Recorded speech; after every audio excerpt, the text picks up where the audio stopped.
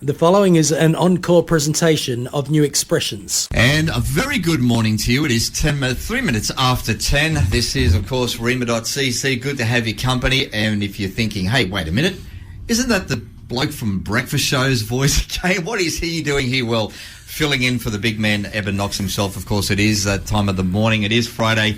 New Expressions has rolled around once again. So this is where we are at, and of course, joined by a very special guest, Craig Stevens is in. Craig, thanks for dialing in to MickWright.fm. Almost earning the bucks today, You right? managed to pull off breakfast program, the weather report, and New Expressions. Mate, it's great to be with you, having you coming in and play with us on the other side of the desk for a change. That's great. Yeah, absolutely. Appreciate that. Shout out to Eben, we love you, and who knows, you might get an invite back, but we'll just see how the day goes. Only if you're short of talent, mate, I'll jump in. It's all good. Yeah, and every Friday morning we brag solidly on King Jesus and celebrate him and his kingdom, and today is no exception. Usually we gather a senior leader from the body of Christ somewhere on the Central Coast and just kind of have a bit of a chinwag. We chat about what they carry in terms of kingdom grace, and we share, some of the inspiration that they might be carrying for our region and get to know them a little. We have just about every different stream of the Christian faith in this program to brag and to celebrate and to enjoy together. And today is our first time guest to New Expressions, Pastor Grant Faatoia.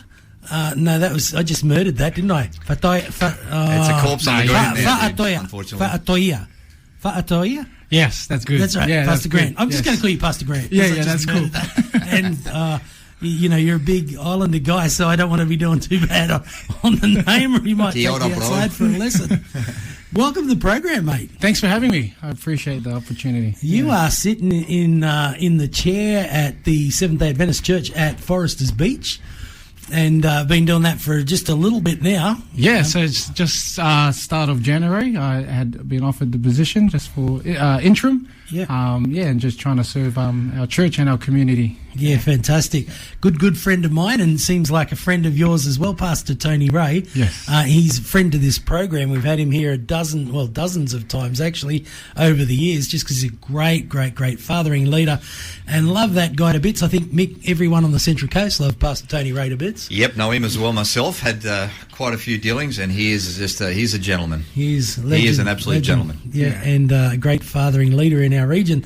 And he says, I ought to have this conversation with Grant.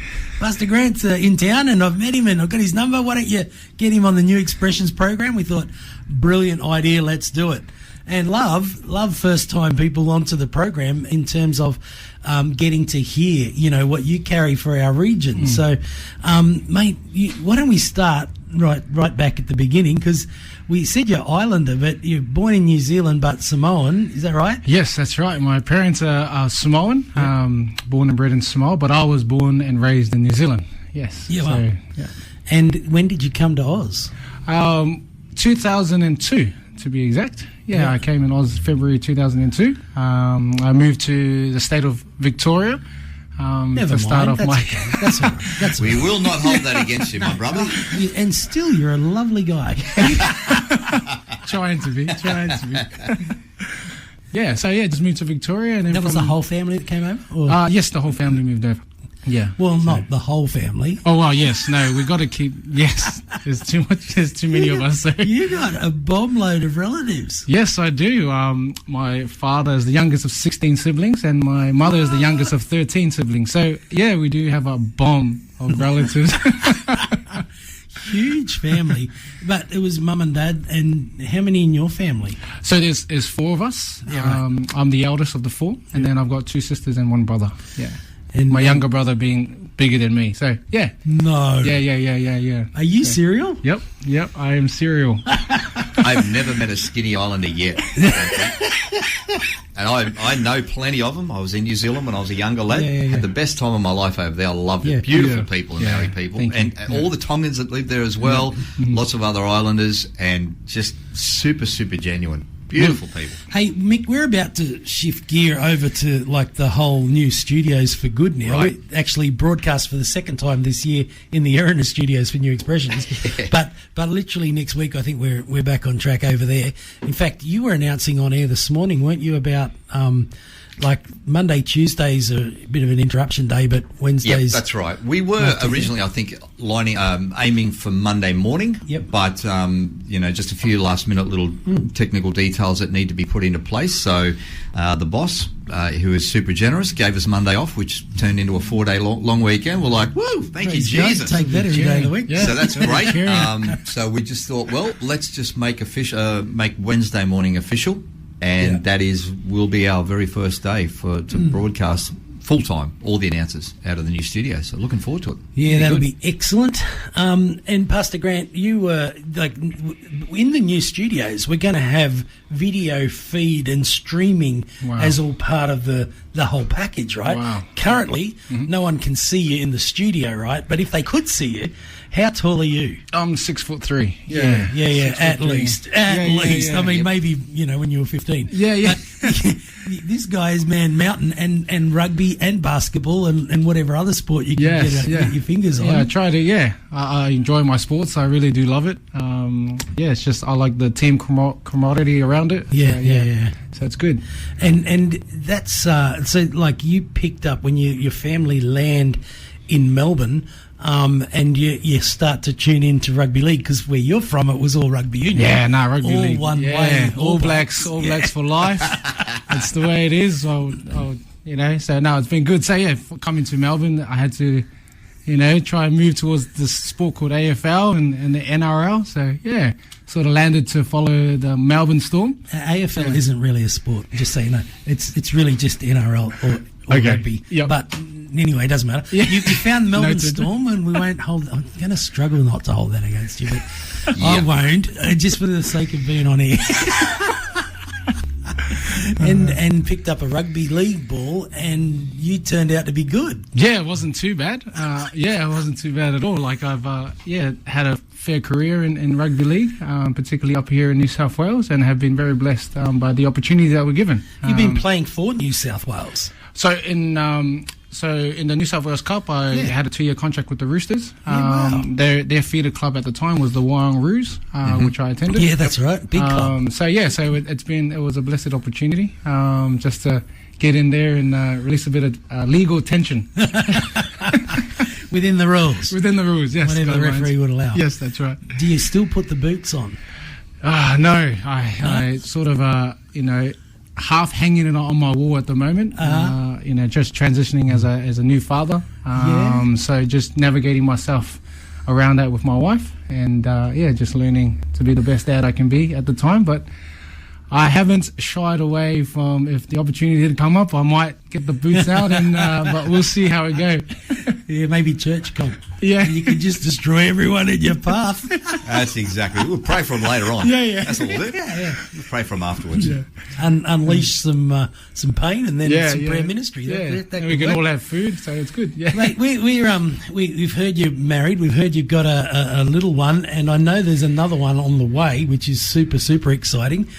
Just quickly, how old's your daughter that you have at the moment? Yeah, so she's 2.5. Yeah. And our son, who expected, my wife is currently at 35 weeks, so we could expect them at any time. So, yeah. 35 weeks and expecting it. Mick, I don't know if you knew this, but you know how you were super sub for Eben this morning?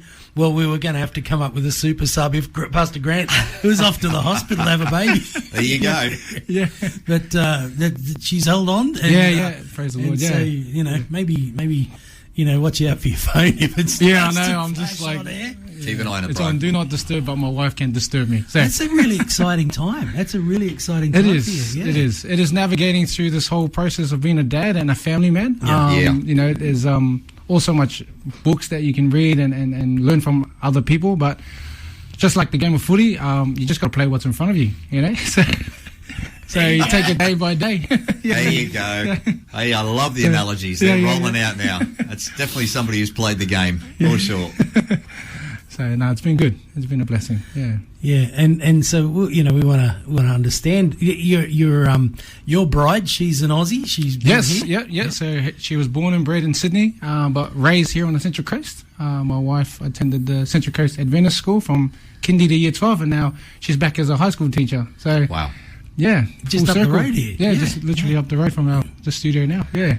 That's cool. Lifelong coastie. Very good. This is Rima CC 94.9. Good to have your company. Of course, this is New Expressions. A little bit different today. We're riding a different horse, you could say. But, of course, back in the Steve-O is in with us. And, of course, very special guest joining us from up there at Foresters Beach. Beautiful part of the Central Coast too, Pastor Grant. Good to have your company. Pastor Grant, Faatoia. Yes, that is. Yes. Lads Take that nailed to it. the bank. Yes, sir. There we go. Got the balloons released. Everything's going well. Dubs. And Mick Wright driving the desk for us, mate. Mixing it up, keeping it live, keeping it real. That's the way to do it. Gotta love that. Yeah. Live radio. Happy days. Happy days. Pastor Grant, thanks again for joining us today. Hey, we really only just met, like kind of bumped into each other last week when you were catching up with Pastor Tony Ray. Yes, yep. And, but really just had great conversation over coffee this morning. Mm-hmm. And my heart's leaping because I just see in you his real heart for kingdom and for the region and for walking together. And so that's a really, really good day. Love that you've been trusted with the reins at Foresters Beach, the Seventh-day Adventist Church there, because what you bring is a really great gift. Tell us, you were talking before we went to the break about arriving from New Zealand, being Samoan, born in New Zealand, arriving in Melbourne, picking up an NRL ball and having some success with that, playing state level footy. You obviously ended up in the state. You ended up in New South Wales and somehow on the Central Coast. How'd that happen? Oh, look, my father pursued ministry himself, and that's what led us to New South Wales. Yeah, right. And then from there, the rugby league community was calling, and I just took it up. I couldn't refuse the opportunity at the time, and I was soaked in that environment. So that was such a beautiful. That's how we came to the Central Coast through that. Yeah. And your dad, was he ministering at the time with the Seventh-day Adventist Church? Or? Yeah, so Dad has been a member of the Seventh-day Adventist Church. He was studying, so that's what drew us to Avondale University in Cooranbong. So that's what drew us to New South Wales for him to pursue his studies, and then that's what, obviously where Dad goes, we go with him. The whole mob goes too. That's how it goes, isn't it? Yeah. And mate, so you try your hand at footy and it goes pretty well. And you were telling me that actually the local church was sponsoring your position on the field. Is that right? Yeah. So that was an amazing blessing from God. Yeah. I had walked away from church due to some challenges that we had faced in our family life, and God just continuously tapped me on the shoulder. And it was for our local church at Wyong, Central Coast Community Church. They offered to sponsor us as players. Wow. And it was just an amazing experience that God just goes, hey, no matter how far you go, I'll come with you. I'll just keep tapping on the shoulder. And all those little seeds that were planted from that church continuously transformed in my life. And I just couldn't see any other way when the light hit my eyes, I think. I don't know, Mick, have you ever heard of a local church actually sponsoring state rugby players? Like, that's the first for me. It. I have to say it. I was sitting here just like, wow. Wow. So we would run out and they'll go, Grant Faatoia, sponsored by the Central Coast Community Church. But also, if I was to do, offended another player and I'd get sent to the sin bin, they'd also say Grant Faatoia, sponsored by... So I had to really, accountability, now I'm thinking about it, I think the pastor was quite, getting the name out there. Yeah. How many times high shot with thanks to Coast Community. How many times did you find yourself in the bin? Oh, look, I that's a blurred memory at the moment. You don't remember, Your Honour. Sorry, no recollection. Too many head clashes. HRA, send me off. What happens on the field stays on the field, boys. That's the way it is. There you go. Oh, mate, that's hilarious. But it's really in some ingenuity, isn't it, for church to get on board and cheer on a young guy. Oh, you were saying us. Was it just your number, or was it a few other players? And my brother and my cousin as well. So it was amazing. Like, Ministry 101 is just tapping into where you're at. Yeah. And then just supporting you. And you're not even walking with the Lord at that point. No, I was wrestling with that. Yeah, you kind of. Yeah, I wasn't actually walking with the Lord. It's good to know though that the church isn't letting go of people when people let go of the church. Yeah, no, it's an amazing. Yeah, those seeds were planted, and What does the process actually look like? We're walking through a sponsorship like that. Like, how did they approach you?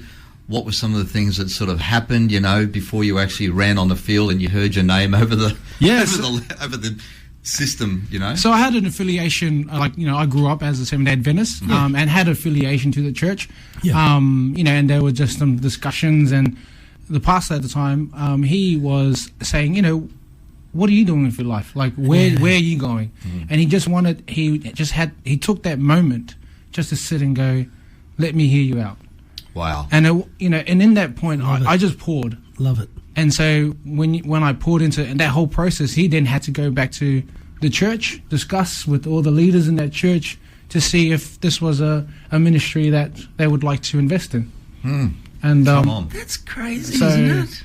This is what we talk about, taking the kingdom into the world. Absolutely. This is what this is in action right here. So, I mean, kudos to the SDA guys for bringing that into being. That's amazing. Yeah. That's huge. Like, can you imagine the elders meeting? Like, you get the elders together. It's like, well, we can invest in some new chairs, or the worship leaders complaining about the keyboard. We probably need to upgrade our No, we're actually going to sponsor some footy players in the New South Wales Cup. Right. Yeah. What? It's brilliant. Yeah, looking back now, so blessed. But a bold decision, I reckon. Yeah, very bold. But forever grateful. And that was seed in your life. And somewhere, somehow, Jesus really becomes real. Yeah, and I got baptized in 2012 in the SDA church community, and then from there, how did that happen? Like, how did you go? He's real, Jesus, you've got me. Yeah, well, how did that happen? Well, one was that moment where the pastor just sat and just wanted to be real with you. Yeah. And then second was my mate invited me for lunch. So, and us Islanders, we love food, so we ain't gonna say no. It's a free feed. And then from there, again, just God just continuously tapping on the shoulder. How you describe, sometimes you have to be in the presence of someone that has been touched by God to really feel His movements. Come on. Yep. Everything just unfolded itself, and I knew my mom and my dad were praying every day. Yeah. My church members were praying, There's a moment, isn't there? There's a moment when you see someone and you go, I want what they've got. Yeah. I want what they got. What they got going on, I want some of that. Yeah. And I have that too coming through, obviously an older male, a fathering figure, I guess you could say. Yeah. That's super special too, because right there you can see like a beautiful kingdom order in place, fathers sowing into sons who then become fathers, who then find other sons to sow in, and on it goes, and becomes it's a generational thing. Just exactly the way that God set it up in the kingdom, man. And again, it doesn't matter which area of society you're going into, whether it's I can still remember back in the day where it was all about, we're trying to bring people out of the world into the church, but I'm like, I don't think that was originally the plan somehow. I think we may have got that one wrong. Yeah. We were actually supposed to send the church into the world and affect the world with the kingdom of God. So, again, props to you guys for what you're doing there. That is amazing. What a testimony. Yeah. So, in 2012, you got baptised? Yes, I did. And Jesus, you got my life. That's it. And I just went, look, I've got to, he's been there. Even though I've ignored him, intentionally ignored him. Yeah. And even when I was baptized, that wrestling was still there. Yeah. Whether I would like to be consumed by the world wealth, or whether my identity was in Christ. Yeah. And so the wrestling is still real today. Well, you would have been playing footy back then in 2012, and really when you have some success, particularly state level, kind of like the next, the doors are open for for something very different that the world can offer. And I get that wrestle of, Jesus, what is it that you have for me? What do you want? What are you calling me into? And so you had obviously a sense that God was calling you into ministry at some point? Or when did that come along? Look, I think that spoke loudly. Like my dad, he had hummed it from day one that I'm going to be a preacher. I'm going to be like my dad. And I was so adamant. I was like, nah, I'm not going to be like you, mate. Like, you do you, I'll do me. Sort of scenario. And even my spiritual mentor today, he was humming that from day one. Like, yeah, you need to. And I was like, yeah, no, I'm good. Like, you know. But it wasn't until, you know, the years of COVID hit our communities, you know, rural Australia and around the world, that that I sat down and just waited to hear what God wanted for me. Yeah. A lot of doors closed in business world and in footy world, and I just had to sit and wait on God. Yeah. And in that moment, it was hard. I was wrestling with the patience because I wanted to do something. I was going to be a father, and being a father, you have these responsibilities where you committed to your family, and so it was just it was and that's where the calling came. The ducks lined up for me in a row, and I just said, "Oh, well, this is God's calling. I'm ready to cop it on the chin, and go where He sends." So yeah. Come on. Cop it on the chin in Foresters Beach. Yeah, there you go. I mean, that's, well, if you're going to cop it on the chin anywhere, That's where you want to to be at Foresters Beach, man. I mean, you can't get it too much better than that. Absolutely.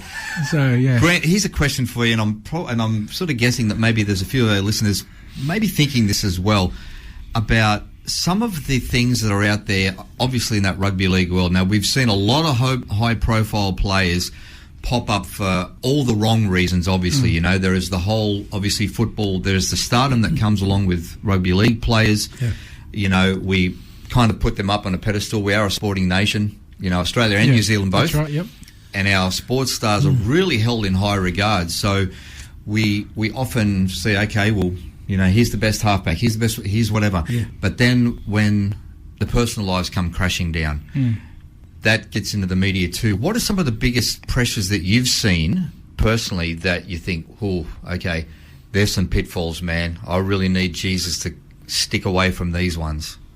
Yeah, well, one of the big pitfalls that I saw was my value, where our identity was it in the game?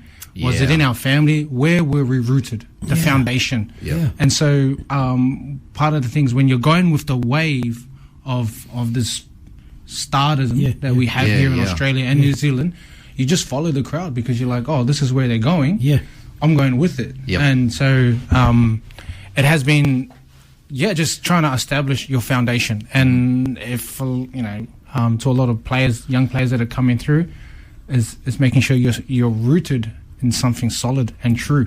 Yeah. This is a key message, isn't it? This is what it is to be in Christ. This is, as a follower of Jesus, if I understand myself as anything else other than in Christ, right, I'm vulnerable.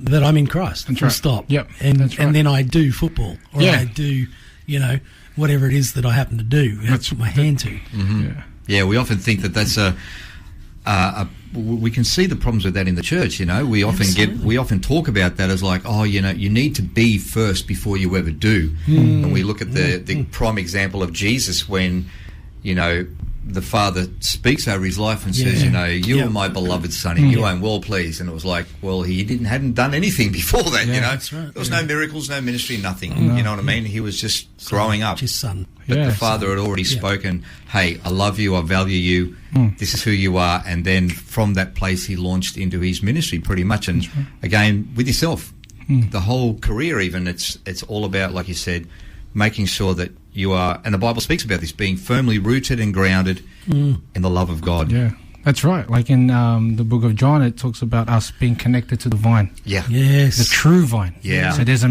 a lot of vines out there. Okay. Right.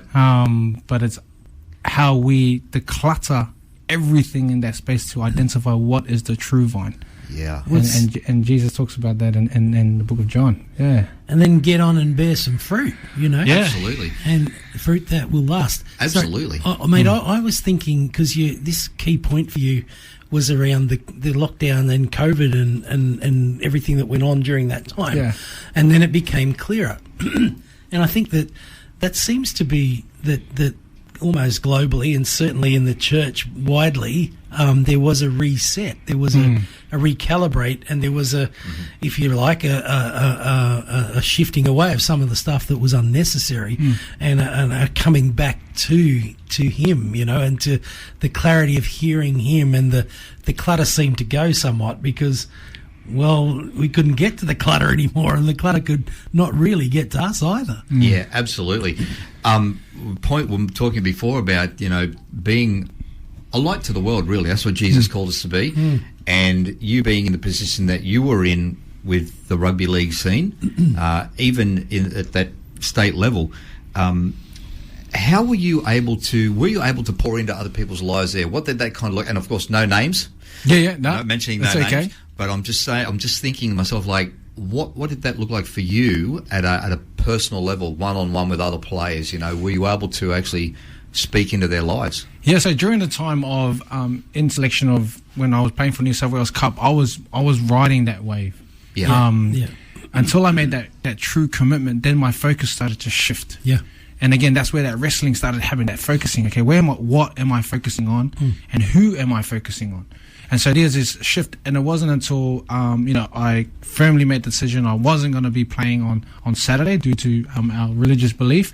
That then I was like, okay, now I know where my focus is, because I have now recommitted myself back to God, into a space where, God, I see you, you see me, you saw me before I was born, you knew where I was going, and how you were going to use me. Yep. And so I then I started to transition into pouring into others, being able to be present, as demonstrated by my spiritual mentor, being present at the time when someone needs to talk. Yeah.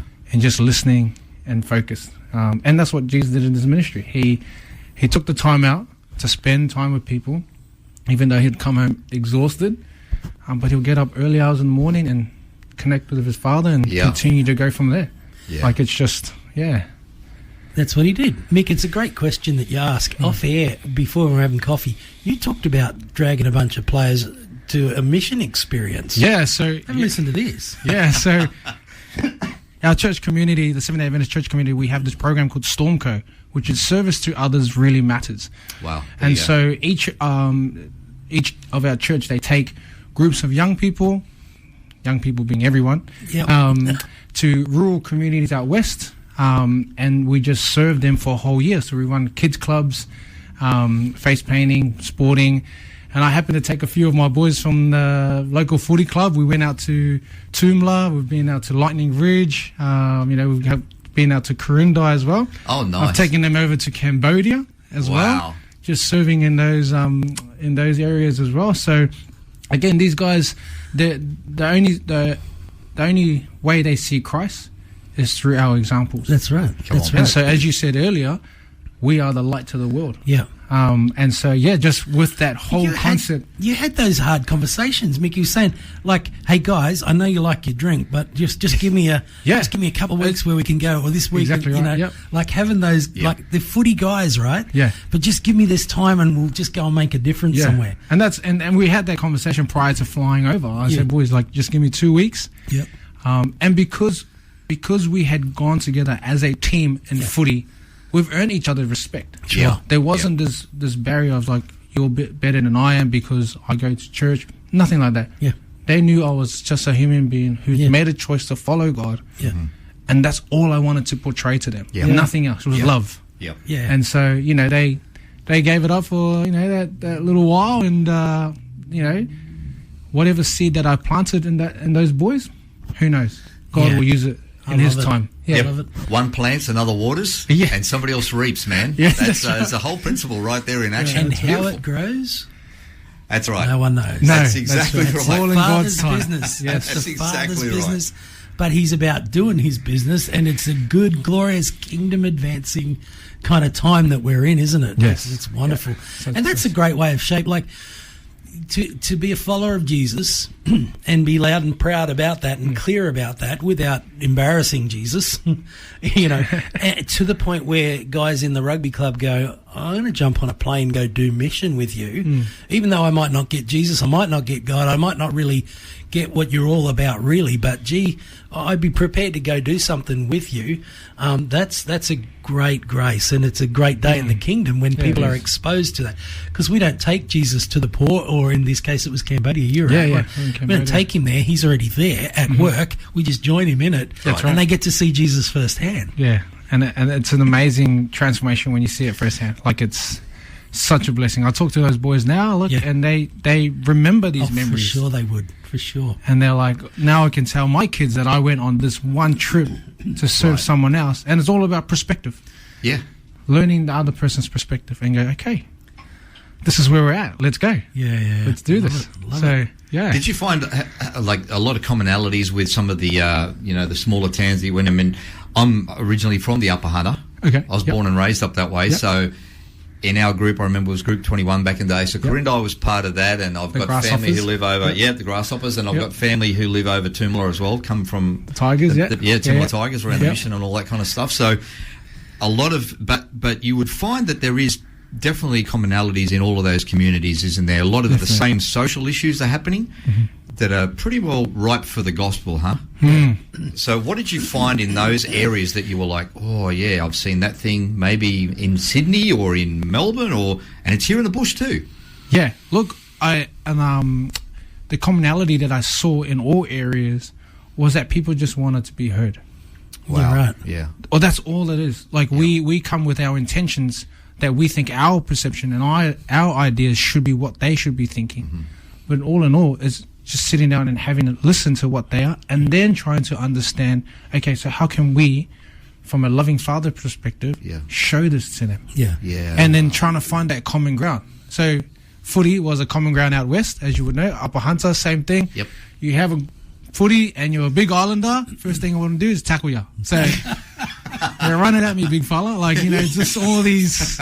But again, that builds that bridge. Mick, you find that bridge. Last night, my family and I got home from a week in Moree doing mission. Oh, right, with, Indigenous kids up there. I was telling Pastor Grant earlier, 60 plus, Indigenous kids that were from like 5 or 6 years of age up to early teens.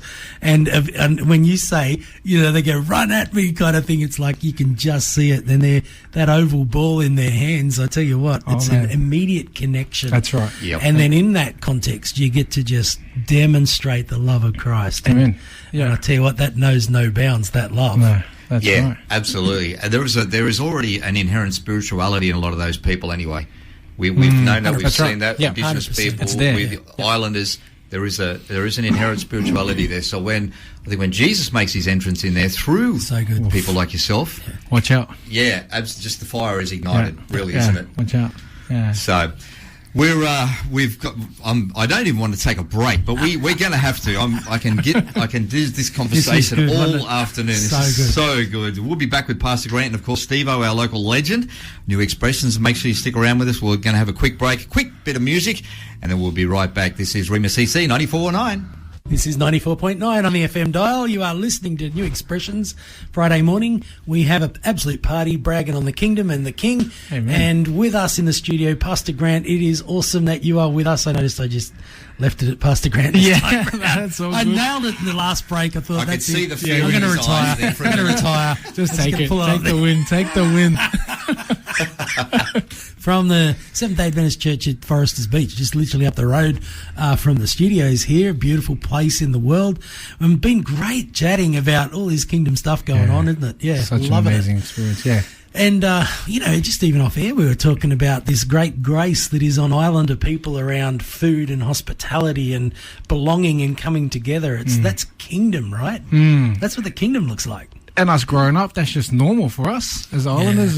That's a normality for us, and that's one of the culture. That's what I love about our culture. Yeah. And with my kids coming up, I'll continue to immerse them in that culture as well. So so it becomes a normality, and again, it's kingdom building. Yeah. And how powerful to join around the table with someone and, have a meal together. And that's certainly part of the premise of our house churches, or in Salvo's world, we have what we call community tables, which is kind of our badge on house churches. But it's always around food. It's come around a meal, come for lunch, come for dinner, and let's, share Jesus and the kingdom together. It's a dynamic and exciting discipleship space. It's really good.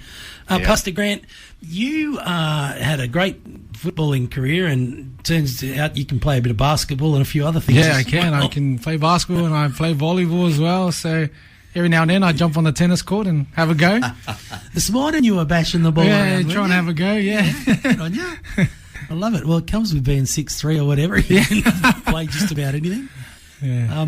And you were saying how during the COVID kind of pandemic thing, the Lord spoke to you about moving into ministry, and so that, what did that mean to you then? Obviously, coming into a theological training space and all of that. What was the transition there? Look, I think the key word for me was a discipline.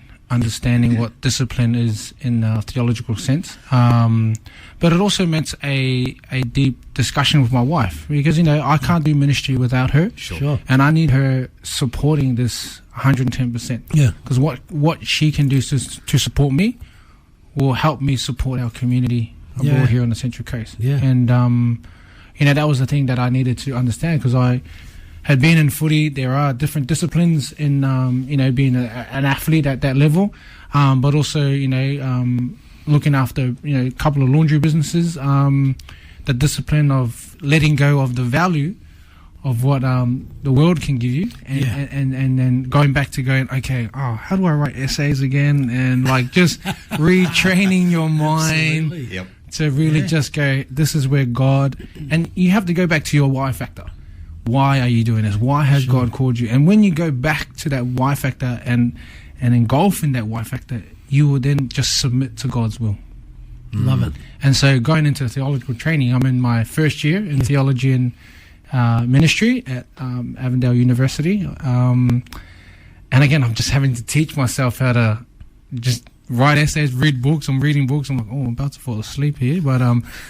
But I have to learn these new disciplines, So it's been a roller coaster experience. It's interesting because elite athletes actually have to know discipline, like very few have to. Yeah. And so obviously you've got capacity there, and then it's got to jump across a whole lot of grids to land in the study space, which is very, very different. Yeah, it is a whole. I'd prefer to run laps and do a lot of weightlifting as opposed to reading books. But that's where God's called me. Well, I wanted to buy you coffee this morning, but of course that's not going to happen. But maybe a freshly squeezed juice or something. But even part of that discipline for you is fasting midnight, the night before, whatever. And so I've been trying to do my fasting for a little while now, where I have my last meal in the evening and I don't eat or drink certain things until 12 p.m. the next day. Yeah. So, and I've found that's worked for me from a mental perspective, in trying to discipline my mind. Yeah, brilliant. And trying to be in the space of studying at the same time. So it's been really good. I wanted you to say that because I just think these kinds of things are practical things that people can consider and go, gee, could that work for me? Or could I, that can help me get, discipline in an area of what I want to do. I love it. That's great, mate. Now, so you took on the role at the church, in this interim period now at the beginning of the year? Yes, I did. I just took it on. Just holding the fort down. But I've learned so much from my community. At Foresters Beach, there are some, I would say, there is wisdom in the crowd. Sure. There are a lot of people that have supported me during this whole time, and just guided me, nurtured me in processes in different space, but also inspired me to continuously move towards the goal of what Jesus had for us on this earth. And I am so forever grateful. The church that we have, they do so much. They do a lot of health seminars at our church for the community. That's big in world, isn't it? Yeah. We have lunches at our church as well. So, and we have little small groups or discussion groups where we just discuss, unpack certain verses of Scripture, and we just have a crack at it. And we're all still learning this game of trying to understand God, and we will never get to a point where we will understand God, and that's okay. We need to slowly accept the fact that God will just reveal things in time when we are ready for it. Yeah.